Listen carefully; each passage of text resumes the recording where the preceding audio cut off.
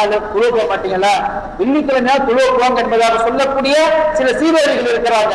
ஆனா இன்னும் சீரழிகள் வெள்ளிக்கிழமையாவது பெருநாளாவது இருக்கிற குழப்ப பாருங்க என்பதாக சொல்லக்கூடிய சீரழிகளும் உலகத்தில் இருக்கிறாங்க. ஆம்பளைகள் கிளம்பினாலும் வெள்ளிக்கிழமை தொழுது வந்துடுறேன், இத்தனை நாள் 6 நாள் தொழுவ போல இன்னைக்கு மட்டும் போய் தொழுது என்ன பண்ண போறீங்க, விடுங்க, முக்கியமான வேலை அவங்க ஷாப்பிங் போயிட்டு என்பதாக சொல்லக்கூடிய சீதைகளும் உலகத்தில் இருக்கிறாங்க.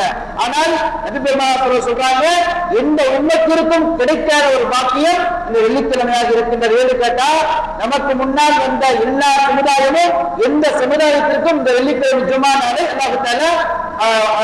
கொடுக்கல என்பதாகவும் அவர்கள் பெற்றுக்கொள்ளவில்லை என்பதாகவும் ஹதீஸ் மூலியமாக பார்க்க முடிகின்றது. அந்த அளவுக்கு நபி பெருமானார் சொல்றாங்க, இந்த வெள்ளிக்கிழமை ஜும்மா நாள் என்பது என்னுடைய உம்மத்தாகிய உங்களுக்கு அல்லாஹ் கொடுத்த மிகப்பெரிய ஒரு பொக்கிஷமாக பாக்கியமாக இருக்கின்றது. என்று கேட்டால், முன்வந்த சமுதாயம் எந்த சமுதாயத்திற்கும் அல்லாஹ் இந்த ஜும்மா நாளை வழங்கப்படவில்லை என்பதாக பெருமானார் ஸல்லல்லாஹு அலைஹி வஸல்லம் அவர்கள் குறிப்பிட்டு இருக்கின்றார்கள்.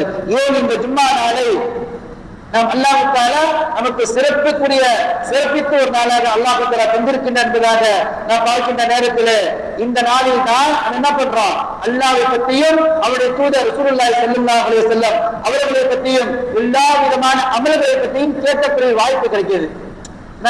ஜும்மா நாள் போன அதற்கு நல்ல விஷயத்தை பேசுவாங்க, நல்ல ஹதீஸ் சொல்லுவாங்க, அதை கேட்பது என்பதாக ஒரு எண்ணங்கள் சில மனிதர்களுக்கு. ஆனால் மற்ற நாள்ல தொழுகைக்கு மட்டும் போயிட்டு வந்துடும். மற்ற நாள் அதற்கு பேசினாங்க, ஜும்மா நாள் பேசுறதே கேட்க முடியல சொல்லக்கூடிய வாய்ப்பையும் உலகத்துல பாக்குறோம்.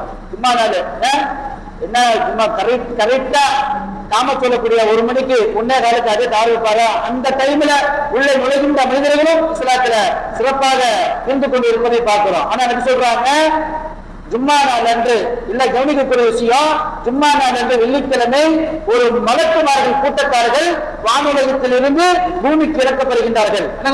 ஒரு கூட்டத்தார்கள் வானுலகத்திலிருந்து அல்லாஹ்வுடைய சன்னிதானத்திலிருந்து பூமிக்கு இறங்கி வருகின்றார்கள். வந்து ஒவ்வொரு பள்ளிவாசல் வாசல் நின்று கொண்டு வரக்கூடிய அந்த ஜும்மா தொழுகைக்காக வரக்கூடிய நபர்களை பதிவு செய்கின்றார்கள். இவர்கள் ஜும்மாவுக்கு வராங்க. இதுவரைக்கும் இமாம் அவர்கள் தன்னுடைய பிரசங்கத்தை செய்வதற்காக வேண்டிய குதுபா படியில ஏற வரைக்கும் தான் அந்த மலக்குமார்கள் என்ன பண்றாங்க, அந்த பதிவை அவர்கள் செய்து கொண்டிருக்கின்றார்கள். எந்த நேரத்தில் இமாம் அவர்கள் குதுபா படியில ஏறி பிரசங்கம் பண்ண ஆரம்பித்து விட்டார் சொன்னால், அவர்கள் அந்த பட்டோலையை மடித்து வைத்துவிட்டு அவர்களும் அந்த குதுபாவை கேட்பதற்காக வேண்டி அமர்ந்து விடுகின்றார்கள், பள்ளிவாசல்ல அமர்ந்து விடுகின்றார்கள். அதற்கு மேல வருவர்கள் அந்த அல்லாஹ்வுடைய சன்னிதானத்திலே எடுத்துக்காட்டுவதற்கு பட்டியலில் இடப்படுவதில்லை என்பதாக